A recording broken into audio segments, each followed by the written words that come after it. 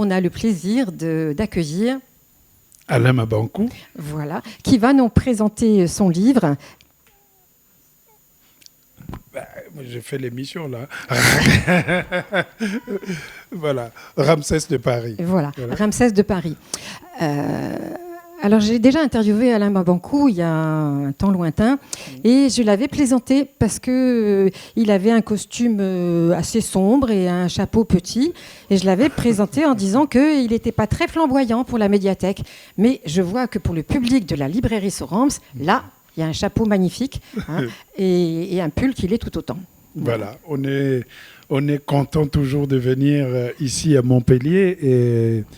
Je ne sais même pas si le chapeau-là était petit parce que ma tête est grosse, mais bon, j'essaye d'accepter. Mais c'était bien, c'était une très belle animation et ça s'était très très bien passé. Alors vous venez nous voir avec ce livre qui déjà introduit de la couleur. Et c'est bien dans cette rentrée littéraire qui est certes intéressante comme toutes les rentrées littéraires, mais qui est parfois un peu grisounette. Alors on se félicite d'avoir de la couleur sur la couverture, mais aussi dans le livre. C'est votre 14e roman, je crois, officiellement. Oui. En tout cas, ceux qui sont publiés. Mais vous avez aussi publié pas mal de poésie, des essais et même des albums pour enfants. Tout à fait. Voilà.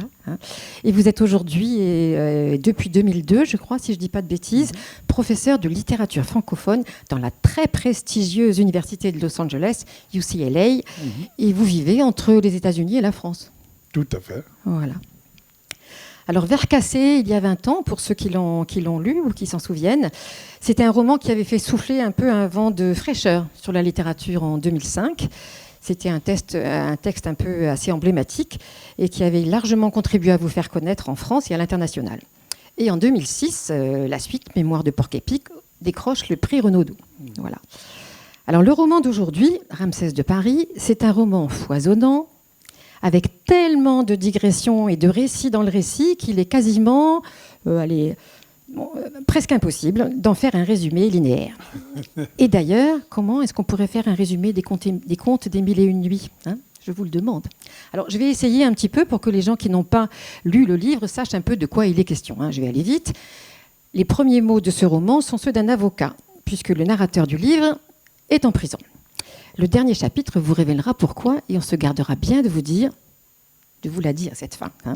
Ce narrateur s'appelle Berado et s'il prend la plume, c'est grâce à un certain Ramsès de Paris, grand lecteur, impliqué dans des affaires plus ou moins licites, mais qui a une profession officielle, on va en parler. Et Ramsès a écouté le récit et les rêveries de Berado, exilé congolais dans le quartier de Château-Rouge, venu retrouver son mentor, Benoît, à Paris. Une conversation s'engage autour d'un thé sri-lankais qui a son importance. Et si Berado prend la plume, c'est fort des lectures des 55 ouvrages que Ramsès lui a enjoint de lire en prison, et dont presque tous sont les titres de livres de chacun des chapitres de ce roman. Alors, une question simple, qui est Ramsès de Paris ? Qui est Ramsès ? Déjà, bonjour, bonsoir, je ne sais pas quelle heure est. Bonsoir. Merci d'être venus aussi nombreux pour cette rencontre. Ramsès de Paris, on peut le définir comme un des personnages principaux de ce livre, qui donne d'ailleurs, à qui peut-être le livre doit le nom. C'est quelqu'un qui est à la réception d'un hôtel, donc c'est un réceptionniste. Mon père a été réceptionniste également. Et dans cette réception, il y a moins d'une vingtaine de chambres dans cet hôtel qui appartient à un magnat de finance qui habite du côté du Canada. Et cet hôtel ne fait pas que forcément héberger les gens. C'est vrai que les gens sont là, mais il s'y passe parfois des éléments, des événements qui, au fond, vont caractériser ce roman.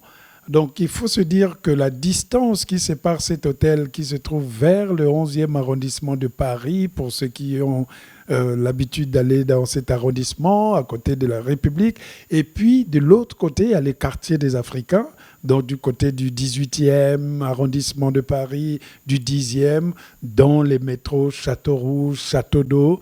Et cet endroit, dans le jargon congolais, nous l'appelons le royaume de Zamunda. en souvenir du film de Eddie Murphy, Un prince à New York, dans lequel Eddie Murphy, qui était roi et qui était prince, refusait la femme que la tradition lui avait donnée et avait voyagé pour aller chercher une femme plutôt indépendante aux États-Unis. Et du coup, il s'était en quelque sorte transformé en clochard pour qu'on ne reconnaisse pas qu'il vient d'une dynastie très élevée. Et au fur et à mesure qu'on lit le roman, on voit qu'il y a une relation entre le quartier des Africains noirs et autres, arabes, et cet hôtel tenu par un Égyptien féru de littérature, féru d'un auteur en particulier, Naguib Mahfouz, qui était le premier prix Nobel africain. Égyptien, d'où le premier chapitre qui s'appelle La chanson de Gueux, qui est un livre que j'avais aimé, que j'avais lu parce que j'avais été à plusieurs reprises en Égypte. Et Ramsès de Paris, c'est quelqu'un, dès que vous arrivez même pour prendre une chambre, il va vous parler pendant 1 heure de littérature, alors que vous avez sommeil, vous voulez tout simplement prendre une chambre pour dormir. Et finalement, un jour, Berado, qui est là, le personnage aussi, l'autre personnage principal, qui lui est de Zamunda, a un grand problème. Et le seul qui peut résoudre ce problème, pense-t-il, c'est Ramsès de Paris. Mais Ramsès, il ne le connaît pas très bien parce qu'on ne peut pas le connaître. Il faut connaître quelqu'un qui connaît quelqu'un qui a connu quelqu'un qui aurait dû connaître, mais avait quand même connu, et jusqu'à se montrer ce qu'on appelle patte blanche.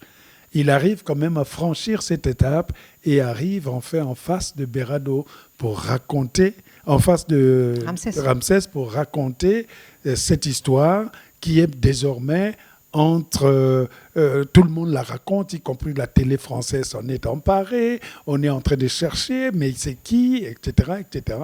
Et là, Ramsès lui dit, il faut d'abord que tu me racontes toi-même ton histoire. Et c'est là que le roman s'en va. C'est vrai que dès que vous rentrez dans la première page, c'est déjà une prison, donc on s'est dit que quelque chose qui s'est passé quelque part. L'avocat lui dit, voilà les 55 livres que m'a remis Ramsès, que tu dois lire durant ta captivité. Donc ces 55 livres peut-être te permettront d'écrire cette histoire que tu lui as racontée. Et c'est pour ça que chaque chapitre, c'est le titre d'un livre de la littérature mondiale. Ça va aussi bien de 100 ans de solitude, que de Tous les matins du monde de Quignard, que d'une si longue lettre de Mariam Abba, ça gravite autour. Allah n'est pas obligé, le discours de la méthode, fragment du discours amoureux, il y a vraiment, on y trouve tout là. C'est la culture de Ramsès de Paris, l'hôtel, on n'a rien à voir là-dedans. Voilà. Alors, Berado, alors ce Berado, c'est un personnage de roman, mais c'est pas seulement un personnage de roman. Et depuis que peut-être certains d'entre vous ont assisté à la rencontre à la Maison de la Poésie, moi j'ai vu la vidéo, donc Berado n'est pas seulement un personnage de roman. Il existe, oui. Voilà. Il était un peu fatigué, j'allais l'emmener à Montpellier, mais ça allait coûter un peu cher, c'est pas grave. La prochaine fois, je reviendrai avec Berado, puisque c'est un personnage connu des deux Congos. Et quand on dit connu, c'est plus que quelqu'un qui est connu en France, parce que rien que la RDC, c'est plus de 105 ou 110 millions de personnes. Vous rajoutez les 7 ou 8 millions du Congo Brazza, plus les millions de l'Angola, plus les quelques, je sais pas, le million ou quoi de Cabinda. Il est pratiquement connu de tout le monde. Donc, dès que vous dites Berado Prince de Zamunda, tous les Congolais savent de qui il s'agit. Évidemment, il était fier. Il est tellement content d'être dans le roman parce que pour un Congolais, c'est le summum. Il dit je suis comme Jean Valjean, quoi. Donc, je vais être pour la postérité congolaise. Je dis calmons quand même notre ego. Vous êtes sûr ? Voilà. Donc, Berado, il a un faible pour la digression. Alors, Berado, il a quelques points communs avec vous, on peut dire ça. Alors, si vous voulez bien, vous allez lire, parce que tout de même, la digression, les bifurcations, tout ça, c'est un peu votre marque de fabrique. En tout cas, dans ce livre-là, c'est très, très clair. Alors, si vous voulez bien, vous allez lire. savez, même au football, avant de marquer, il faut dribbler. Hein? Oui, Ok. voilà. De là jusque là. Ok. D'accord. Merci. Je n'avais pas changé, l'avais-je alerté. J'étais resté le même. Et ce n'était pas maintenant, au moment de m'ouvrir à lui, que j'allais respecter les sujets, les verbes, tous ces compléments très impudiques qui, à l'école, se draguaient, s'embrassaient, s'accouplaient, divorçaient en plein jour devant les élèves. J'avais voulu qu'il sache combien je me sentais mieux dans la digression, car c'était dans cette pagaille-là que les choses se mariaient entre elles selon leur propre volonté. Parallèlement, il avait noté que j'avais un respect pour ceux qui avaient le sens de l'organisation, de la logique, que j'ai jalousé mes camarades de classe qui me chahutaient, qui me chuchotaient encore avec assurance. Écoute, Berardo, dans ta dissertation, tu peux recevoir 19 sur 20. Tu dois commencer par ceci, continuer par cela, puis tu rajoutes quelque chose là, quelque chose d'autre un peu plus loin. Tu rechercheras les conjugaisons les plus compliquées possibles, avec les exceptions aux règles pour épater le professeur. Et n'oublie pas de citer au minimum 5 vieux philosophes blancs avec une barbe de Père Noël à la retraite. Comme ça, personne ne pourra te contredire si tu as tort. Car ces vieux philosophes blancs facilitent l'existence des élèves noirs. Ils ont tout pensé pour nous et nous ne pouvons plus rien apporter après eux. En plus, ce sont quand même des blancs.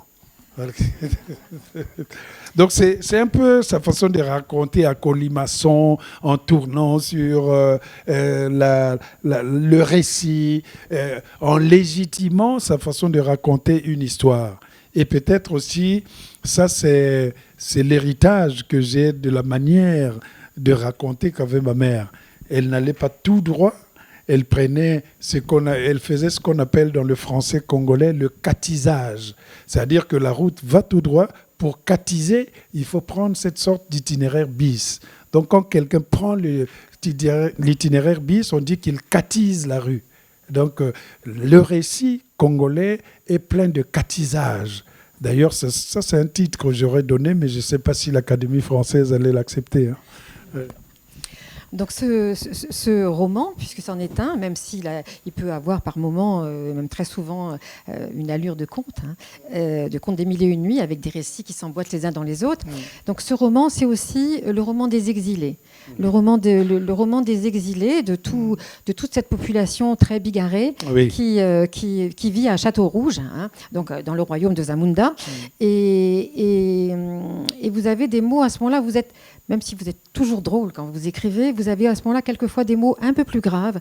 Quand vous racontez, par exemple, comment maman Mouchama est arrivée, qui tient un restaurant qui marche très fort, le Manioc Pays, et comment elle est arrivée là, comment elle est arrivée à Château-Rouge. Et là, vous avez des accents, plus... Grave. Oui, plus grave. Voilà. Parfois circonflexe aussi. Hein, oui. Non, c'est tout à fait normal. Chaque fois que j'aborde un personnage féminin, j'ai toujours une certaine attitude grave, peut-être parce que tout de suite, je vois la silhouette de ma défunte mère et j'ai l'impression qu'elle va corriger les angles et arrondir quelque part. Le destin de cette femme qui est là, qui s'appelle Maman Mouchama, c'est quelqu'un qui a fait des études au Congo. Il aurait été instituteur, mais dans la galère du pays, elle a fait la traversée. Elle est arrivée en France en commençant à vendre des choses par terre. Puis un jour, elle était excédée, horripilée même, de voir que le manioc, qui est vraiment le complément que les Congolais utilisent, était désormais vendu par les Chinois. Et donc, elle a douté même que ces maniocs, est-ce qu'ils étaient vraiment fabriqués en Afrique? Et on a découvert que non, les Chinois les fabriquaient dans les sous-sols des immeubles du 13e arrondissement. Et à ce moment-là, elle a eu l'idée géniale de se dire, mon restaurant que je vais créer, ça va s'appeler Manioc Pays, c'est-à-dire ça vient directement du pays. Et dès qu'il a mis ça, et on lui a envoyé le manioc depuis le Congo, ça arrivait. Et tout Paris, toutes les banlieues venaient dans ce restaurant Manioc Pays parce que le manioc était bio. Ça venait directement du pays. Et après, il y a des légendes. On commençait à dire si ça marche, c'est parce que ces maniocs sont livrés la nuit par des esprits maléfiques qui arrivent dans un avion en bois et qui atterrissent les immeubles et qui livrent. Comment voulez-vous? Un manioc peut être aussi frais comme ça alors qu'on est en hiver. Donc, c'était un peu cet hommage que je rendais aux petites commerçantes. Ma mère, elle vendait des bananes et des arachides au marché. Et moi, j'étais tout petit, on dit, on va parfois, et je devais rater l'école pour l'aider à soulever les choses, pour qu'on s'asseye, et je m'asseyais derrière, parce que c'est quand les clients passent, il y a toujours une certaine inclination à s'arrêter là où il y a un petit enfant et sa mère. En achetant, on a l'impression de rendre un service à la famille.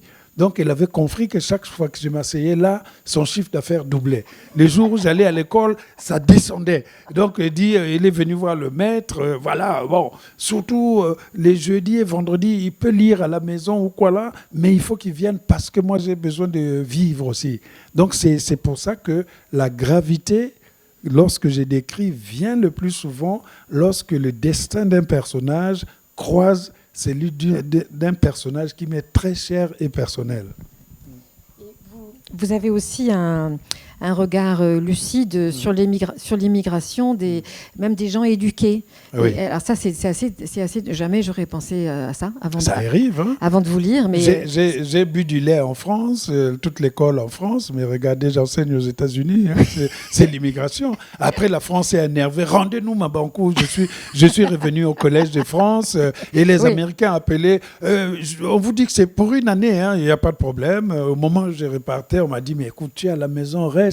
Et il dit, mais quand même, quand voilà, je reviendrai tous les 3 ans. Donc, j'ai trouvé un compromis entre ma terre d'adoption, ma terre économique et ma terre d'origine. Donc, voilà.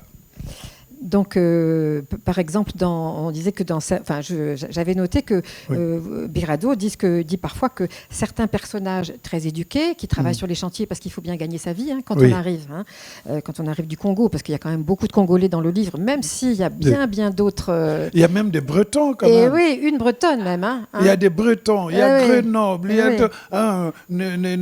y a même Niort. Ah oui, c'est une réponse donnée à Michel Houellebecq qui avait dit que Niort était... La ville la plus moche. Voilà. Et quand j'étais allé signer là-bas, j'ai dit au libraire, ne vous en faites pas, je fais la réponse dans quelques temps. Et dès que le libraire Ali, il m'a appelé, il dit, vous êtes un homme de parole. Parce que, voilà, mais je n'ai pas cité le nom, mais j'ai dit un écrivain très connu. Moi, je trouve, voilà. Donc Niort est là, faut pas. Il y a beaucoup. Voilà, faut pas. Il y a beaucoup. Il y a Grenoble, Ils souffrent là-bas. Oui, partout. Ils sont gentils en plus. Ok. Voilà. Donc ces exilés de Châteaurouge sont tous différents. Hein. Oui. Ils ont beaucoup en commun la couleur noire. Mais vous montrez très très bien que les Gabonais, les Camerounais, les Ivoiriens, tout ça. Les Chinois, aussi. Les Asiatiques, les Sri Lankais. C'est une sorte de tour de Babel. Voilà. Il faut qu'on leur donne de l'espéranto comme langue. Voilà. Alors, c'est une somme de pays, une somme d'origine, une somme d'individualité aussi. Mais vous montrez aussi que ensemble, ils forment quand même une communauté. Oui. Voilà. Une communauté avec des lois qui ne sont pas forcément écrites, mais qui sont bien présentes, notamment sur l'amour et la mort. Ah là, c'est grave. Alors, dites-nous un peu. Sur l'amour, c'est très important. La règle, c'est qu'on ne peut pas avoir des intentions sur la femme d'un aîné, d'un grand frère. C'est-à-dire que même quand la femme de grand frère va passer, il ne faut pas se retourner pour regarder pourquoi vous retournez. Donc, il faut laisser la femme passer. Faut un respect total. Et quand cette règle est brisée, c'est peut-être l'hécatombe, la honte totale, et toute la communauté se ligue contre vous. C'est pour cela que le roman aussi, c'est cette sorte de triangulaire entre Benoît, qui veut devenir musicien, qui est venu avant Berado, mais ils étaient dans le même quartier, et quand Berado va venir, et ils vont tous être à Zamunda, or Berado, c'est le petit copain de la tenancière du manioc pays. Mama Mouchama. Alors, si vous rajoutez déjà dans ce triangulaire la Bretonne Une Bretonne Lilloine qui est arrivée, mais qui est aussi amoureuse du musicien parce qu'elle est férue de la musique africaine, nous sommes dans cette sorte de vaudeville qui devient de plus en plus grave. Voilà, et donc, l'autre partie aussi sur les morts, évidemment, on a une conception, une cosmogonie. Quand de la mort, on ne meurt pas, on va quelque part. Mais quand quelqu'un meurt, c'est le moment où on se fait la concurrence qui va casquer le plus. Et il y a des gens qui arrivent dans nos veillées avec des malles remplis de 10 000 euros. Une mallette, là, il sort dans le personnage qui s'appelle le commandant Cousteau. Le commandant Cousteau. Voilà, ça c'est commandant Cousteau, parce que lui, du matin jusqu'au soir, il s'asseyait devant la télé pour regarder le commandant Cousteau. Et donc, on lui a donné commandant Cousteau. Et dans le milieu, c'est lui qui est censé être le millionnaire. Et qui donne le plus d'argent. Voilà. Dès qu'il y a un décès, on appelle le commandant Cousteau, il habite à Londres, il existe, c'est pas inventé, il arrive, et puis il casque, les gens vont dire, il a donné 15 000 euros, mais moi il m'avait donné 20, etc. Donc parfois, la personne éprouvée, qui n'avait peut-être que besoin de 5 à 6 000 pour envoyer le corps au pays, se retrouve avec 30 000 euros, 40 000 euros. Et au lieu qu'il utilise cet argent à bon escient, il va acheter des chaussures Weston à 2 500, des blousons Louis Vuitton à 15 000. Et le lendemain, vous avez un cadavre qu'on a enterré et les pleurer en train de sillonner dans le monde à bien saper des pieds à la tête. Donc la conception peut-être même de la mort est à la fois cocasse et tragique. Alors, tout à l'heure, vous avez parlé de votre mère et vous n'avez pas pu, enfin, Berardo n'a pas pu aller aux obsèques de maman Martine. C'était trop cher pour y aller. Et alors, il y a, même dans des choses aussi douloureuses que la mort de la mère, le narrateur explique qu'il se brosse les dents, les yeux fermés, parce qu'il ne veut pas voir son visage, parce qu'il a un peu honte de ne pas avoir pu aller aux obsèques de sa maman. J'ai trouvé très jolie cette histoire. Je me brosse les dents, les yeux fermés, pour ne pas me voir dans le miroir. Parce que lorsque vous avez perdu quelqu'un, oui, surtout votre mère, et que vous n'avez pas honoré sa mémoire de votre présence, elle va vous regarder tout le temps. Je le sais, parce que moi j'ai perdu ma mère, j'ai pas pu me rendre. C'était aussi, non pas que j'étais étudiant, mais c'était avant même sa mort. Elle avait dit, je préfère que tu viennes pas et que tu gardes de moi l'image d'une femme qui était vivante.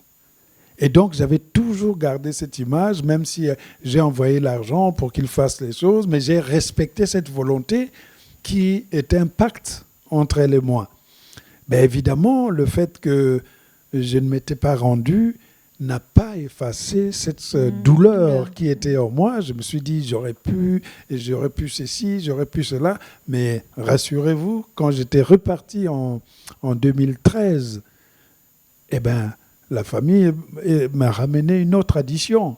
Mais tu sais, l'enterrement qui a eu lieu il y a 16 ans, parce que c'était 1995, voilà, ça avait coûté en fait ça.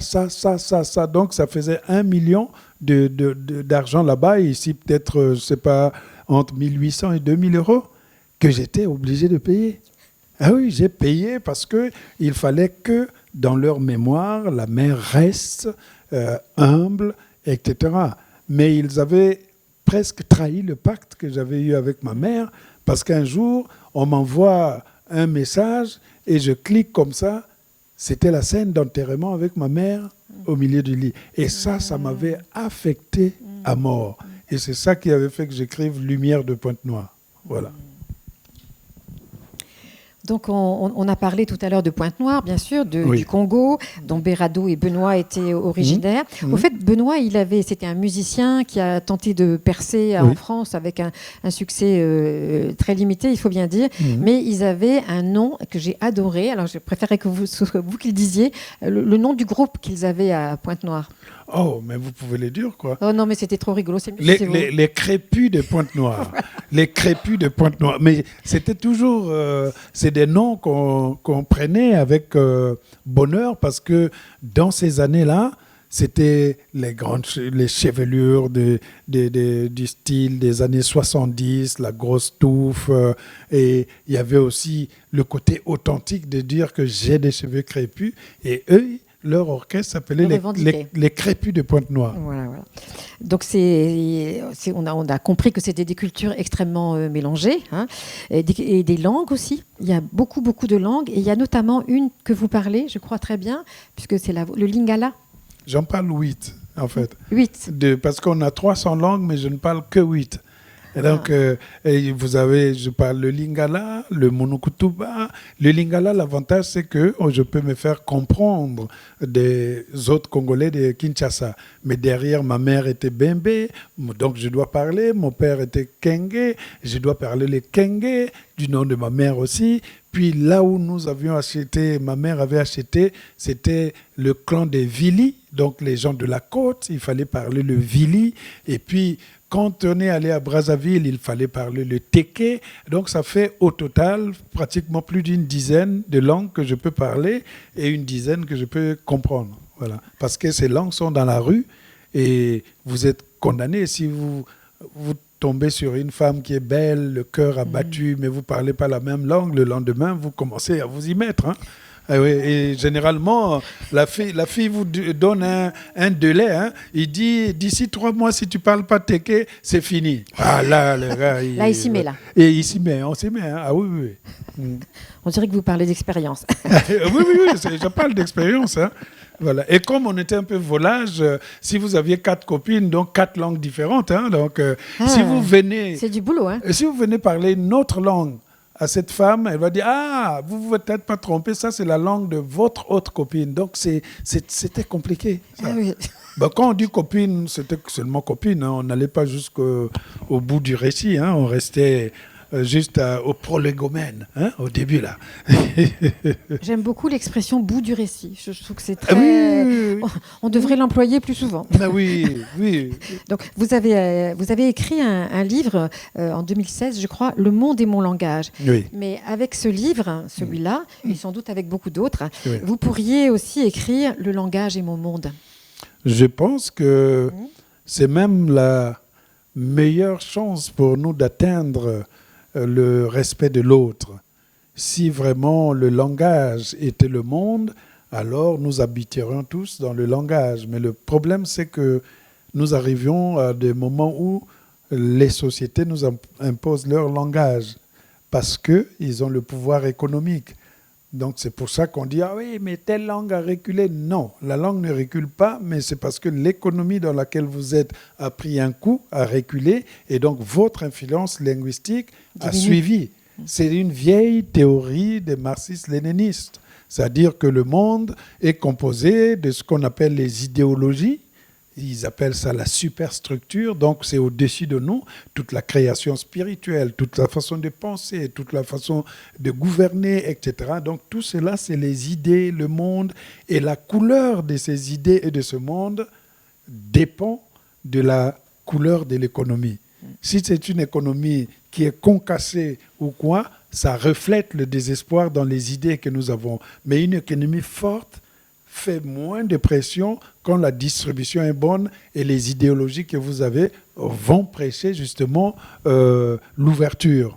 Mais ça, c'est difficile à atteindre parce qu'à ma connaissance, beaucoup de pays n'arrivent pas à l'atteindre parce que l'économie est par essence violente et n'épargne jamais les pauvres.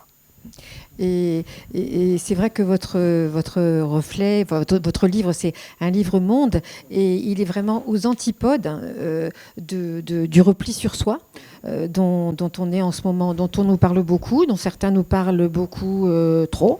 Vous êtes vraiment, avec ce livre et avec les autres aussi, dans l'ouverture et non pas dans la fermeture que certains prônent aujourd'hui.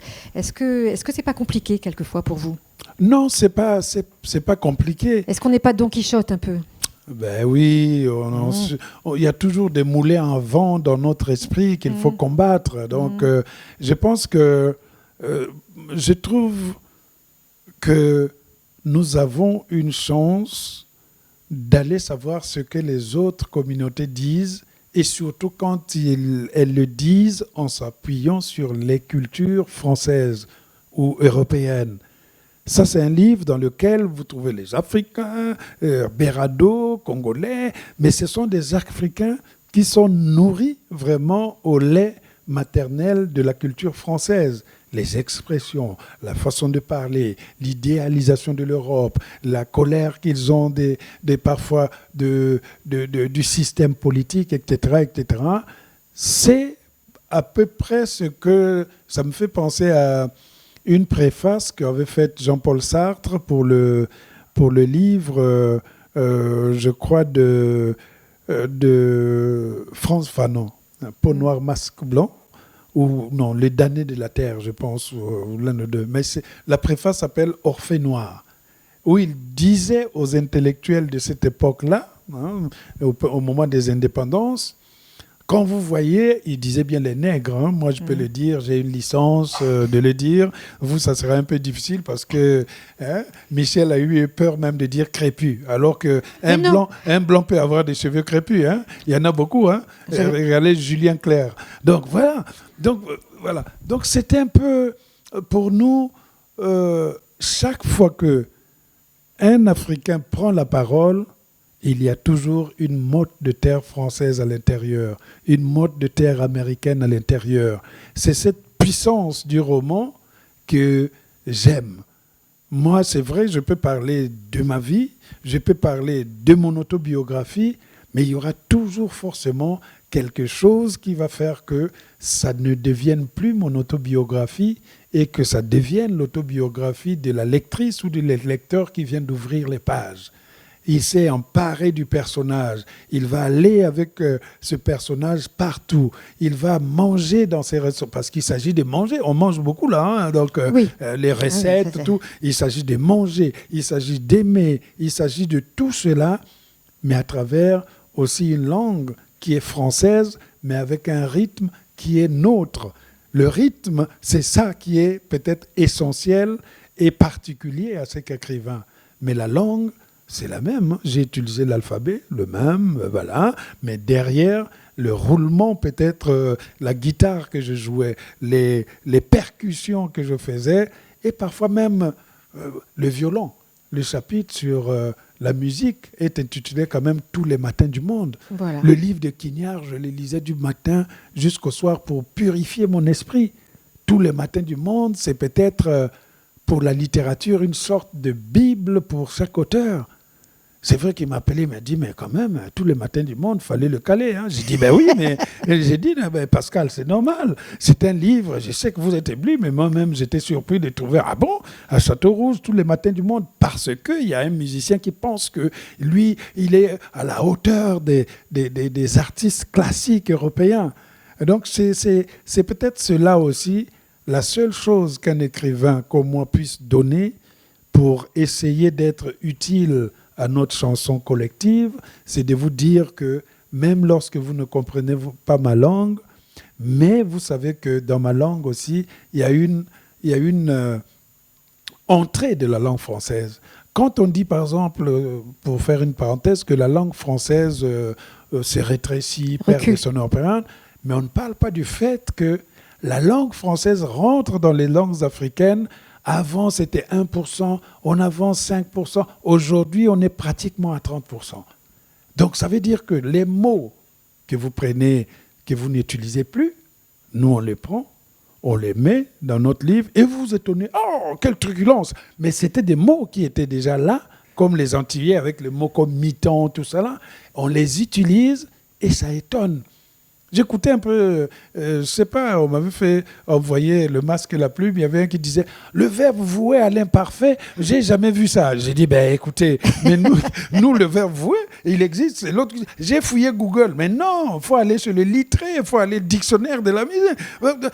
J'étais, bon, ils ont dit du bien du livre, je ne peux pas non plus aussi les assassiner, hein, mais de pinailler sur un mot, et voilà. Et il dit oh, « Les pervenches n'existent plus ». Mais... Mon cher ami, quand vous lisez un livre, le livre est dans un contexte spatial. spatio-temporel, c'est-à-dire l'espace et le temps.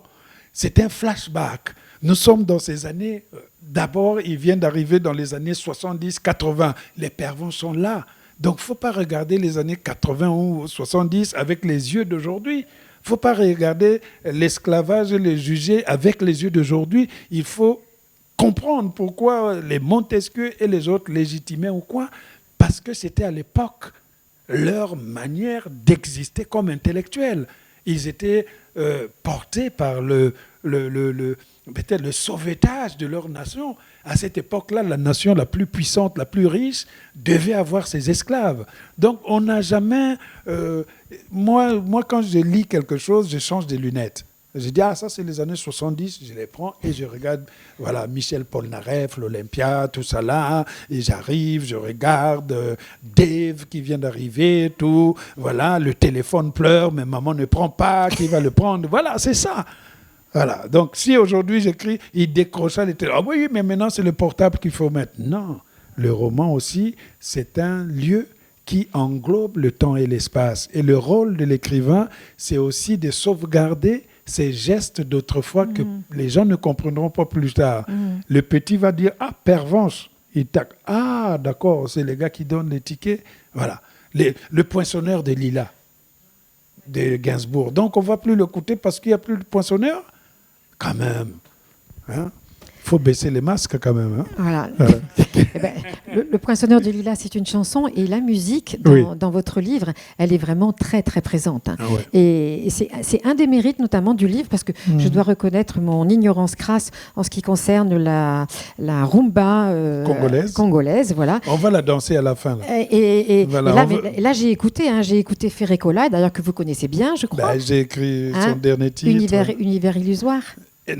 Amour illusoire. Amour illusoire, voilà. Qui cartonne là-bas. Hein. Donc, c'est très beau. Hein. Et j'ai aussi écouté Taboulé Rochereau, Kofi Olomide. Tout ça, pour nous, lecteurs, on rentre dans un... Enfin, je ne sais pas, certains d'entre vous peut-être la connaissaient, la Rhapsodie congolaise, mais moi, pas du tout. Et j'ai eu envie. J'ai eu envie et du coup, je suis allée sur Google. Hein, là, voilà. Et vous avez vu, hein. Et là, c'est flamboyant. Hein. Ah, magnifique. Ah bah oui. Magnifique. Ferrecola, il a une voix. Oh, ben voilà. Et en plus, quand j'avais composé la chanson, j'ai dit, comme tu as la plus belle voix, il ne faut pas la saturer de 1000 instruments. Ta voix et le piano, tout simplement. Et quand vous écoutez le piano, parce que je lui ai fait écouter les trucs, les Bach, les trucs... Hein, lui, il insistait toujours, oui, mais Pavarotti, oui, Pavarotti. Et Pavarotti a un cri qu'il fait à la fin, et à la fin de la chanson, il a fait... Si vous écoutez, vous allez croire que c'est la machine qui l'a fait, mais non, il le fait même dans le concert. Bon, dommage qu'on ne vous a pas fait écouter, mais c'est passé à Inter, je sais, c'est passé à TV5. Voilà, et puis vous tapez sur Internet, Ferrecola. Vous tapez Amour illusoire, et vous écoutez. Voilà. Une chanson écrite par Manu Dibango et chantée par Ferrecola. Manu Dibango, mais non. J'ai progressé, hein. Daniel Mabankou, Manu Dibango. Manu Dibango ressuscité. Hein? Mais j'ai caché. En plus, c'était... Je vais couper ça. Hein. Oui, mais c'est pas... Voilà, je me transforme, je suis l'homme... En fait, Manu Dibango, il en est quand même question dans le livre, je vais me rattraper. Voilà. Parce qu'à un moment, Berado, il va s'acheter une lotion pour ses cheveux crépus, et la vendeuse, elle veut absolument, c'est une sorte de Naomi Campbell ivoirienne, elle veut absolument lui vendre quelque chose, une pince pour enlever les poils du nez. Oui. Voilà. Et donc de cette vendeuse très efficace, vous dites qu'elle vendrait du shampoing à Manu Dibango. Voilà. Là, c'est bien. Je sais. C'est ça. Quand vous avez lu très bien le livre, vous êtes dedans. Donc c'est plutôt un compliment parce que Manu Dibango a été quand même plagié par Michael Jackson. Mamasa, mamasa, mamakosa, mamasa, mamakosa. Ça, c'est Manu Dibango. Hein? Sol makosa, mamasa, mamasa, mamakosa, mamasa, mamasa, mama. Et parce que Michael Jackson, là, mamasa, mamasa, mamakosa. Voilà. Alors, ils ont fait un procès. Et c'est ça que j'ai reproché à Manu Dibango. Il fait un procès. Manu Dibango dit non, je prends que les francs symboliques. J'ai dit non. Regarde, ils se battent maintenant sur l'héritage. À la fin, toi, tu... Voilà, voilà. Et après, c'était qui? Et je crois que... Après, je crois que c'est Rihanna qui avait pris ça. Et quand on a voulu faire le procès, il dit non, non, non, je n'ai pas plagié Manu Dibango, mais j'ai pris chez Michael Jackson. Là, voilà, donc... voilà. Voilà. Donc, on a dit que c'était un roman d'amour et d'embrouille, hein, vous l'avez compris, avec les triangles dans tous les sens. Et comment est-ce que vous définiriez les caractéristiques des femmes qui sont présentes dans le roman? Je pense que ces femmes qui sont là sont fortes. Qu'elles soient Maman Mouchama qui tient le restaurant Manioc Pays, que ce soit aussi Lilwen, cette étudiante amoureuse de la musique congolaise et donc de Benoît. Elle veut vraiment aider ce Congolais à émerger dans la musique, mais tombe amoureux. Donc, c'est des femmes qui ont du caractère. Et curieusement, j'ai vu que c'est des femmes qui sont plus éduquées que les hommes du Zamunda. Parce que Lilwen, voilà, du côté de la Sorbonne, Maman Mouchama aurait pu être institutrice. Aurait pu être institutrice. Bon, Berado, ça va, il écrit. Il était inscrit à l'école, à la faculté de droit de Grenoble, qu'il a laissé pour venir à Paris. Donc je pense que c'est aussi la caractéristique de beaucoup d'immigrés. Ils sont là, on les voit comme une masse compacte sans âme. Mais dedans, il y a des docteurs, il y a ceux qui ont leur diplôme, mais qui ne peuvent pas parfois faire des concours parce que c'est réservé aux nationaux, parce que ceci, parce que cela. C'est toujours plus difficile et ils se retrouvent parfois chauffeurs d'Uber, chauffeurs ils font de la sandwicherie, etc. Mais en général, les personnages, les immigrés qui sont là ne sont pas dans le style « nous sommes en train de larmoyer sur le sanglot de l'homme noir, nous sommes maudits ». Non, ils se croient supérieurs parce qu'ils ont un royaume, le royaume des Zamunda. Hein? Il y a un roi au-dessus, donc c'est Benoît, et il y a un prince de Zamunda, c'est le narrateur Berado, parce que depuis le pays, ils étaient ensemble. Et Berado, c'est l'écrivain public de ce royaume. Vous venez le voir quand vous avez un décès, c'est lui qui doit écrire la nécrologie. Quand vous avez un mariage, il doit écrire les cartes de vœux. Quand vous voulez draguer une fille européenne qui veut des subjonctifs imparfaits, elle le fait. Et à la fin, c'est l'écrivain de tout le temps. Et quand il écrit, par exemple, un faire-part, il ne met jamais de points, il commence par les majuscules, il n'y a que des virgules. On dit, bah, mais comment? Il dit, vous mettez la ponctuation partout parce que la pensée n'a jamais de panneau de signalisation. Hein, donc, on fonce directement. Voilà. Oui, il y a d'ailleurs un endroit dans le livre assez drôle, je dois dire, où et vous êtes un auteur malin, hein, et vous mettez dans la bouche de Berado des commentaires sur son travail d'écrivain public, justement, dans sa manière d'écrire sans ponctuation. Oui. Et alors là, c'est Berado et c'est bien sûr Alain Mabankou qui a écrit effectivement ce livre dans lequel il n'y a pas de points. Mais il y a des virgules. Mais il y a des virgules. Ils sont habitués, ils avaient lu Vercassé. Voilà, Vercassé. Et donc, il n'y a pas de points, il y a des mises à... Il y a des blancs à la ligne. Voilà, des blancs à la ligne. Et je veux dire, moi, il m'a fallu un petit moment pour réaliser qu'il n'y avait pas de points. Ça ne m'a pas du tout... ça m'a pas du tout dérangé. Enfin, on est dans une narration et effectivement, il y a des virgules, mais il n'y a pas de points. La virgule, on s'en fout. C'est la ponctuation la plus importante de la langue. Ça a la forme du démarrage, donc c'est toujours actif. Le point vous dit de vous arrêter, c'est pas bon pour un conteur. Le point virgule, c'est une hésitation. Le point d'exclamation veut trop flasher et gaspille le chemin qu'on va emprunter. Alors que la virgule, c'est la continuité. Et quand vous voulez mettre un point, vous laissez l'espace. Il est là. Et vous allez à la ligne. C'est-à-dire que c'est un roman plus oral, plus parlé. Et quand vous lisez, quand on lit, on n'entend même pas qu'il y a une ponctuation. Oui, il y a ceux qui lui faisaient le reproche justement d'écrire de cette façon. Il répond. Je leur ai posté que lorsque nous parlons, nous ne signalons pas à notre interlocuteur de faire attention à ces multiples signes de ponctuation. Et puis, s'ils n'étaient pas contents, ils n'avaient qu'à les ajouter eux-mêmes. Car moi, J'avais toujours voulu écrire comme je parle, à la manière de ma mère avec ses récits de la tortue et du lièvre qui s'affrontaient au marathon en plein cœur de la forêt du Mayombe. Si elle avait ponctué ses récits, sa pensée n'aurait pas eu la liberté de faire des cabrioles, d'opérer ces circonvolutions dont j'étais friand, alors que dans ses contes de fées de brousse, dans ses contes, le feu de brousse avançait, menacé de raser la flore et d'exterminer la faune. Voilà. Donc là, dans la bouche de Berardo, c'est très joli parce que vous lui mettez voilà, la manière que vous avez choisi d'écrire.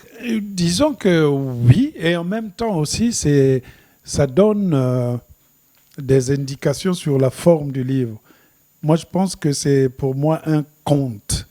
Je l'ai dit quelque part que je suis plus heureux, comme on me dit, conteur que romancier. Je crois que c'était ce que votre père vous disait, non? Voilà, que les romanciers mentent, les conteurs disent la vérité. Parce que la vérité du conte vient des ancêtres. Voilà. Croire en quelque chose, même si ça n'existe pas, ça permet d'avoir un équilibre. C'est pour ça que vous n'allez pas commencer dès à 2 ans à dire à votre enfant que le Père Noël n'existe pas. Non, il faut le laisser aller jusqu'au bout. Voilà. Alors, la fée humour a dû sérieusement se pencher sur votre berceau, hein, et on en a de multiples exemples dans le livre. Alors, c'est un roman truculent, même si ce mot-là, il était utilisé. Non, il n'y a pas de problème. Hein. Voilà. Je le prends. Avec la langue, l'absence de ponctuation, les néologismes, on ne les compte plus, le détournement amusant d'expressions comme, alors là, je vais le dire, caresser dans le sens des aiguilles d'une montre suisse. Alors, une de celles que je préfère, les carottes étaient moulinées. Voilà. Ou, peu importe la couleur du chat pourvu qu'il attrape les souris. Bon, ça voilà. c'est... Voilà. Il y en a énormément et il y en a presque à chaque page. Hein.